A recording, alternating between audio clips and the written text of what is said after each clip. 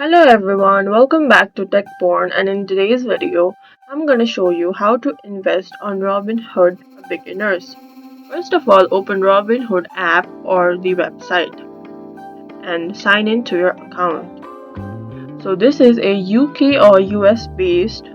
So this is UK and US based. So you must be residing inside UK or US to be able to use it.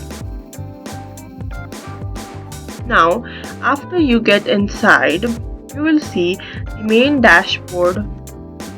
Once you're inside, you will see the main dashboard with stocks and market trends. Now, use the search bar to find a company or stock you want to invest in.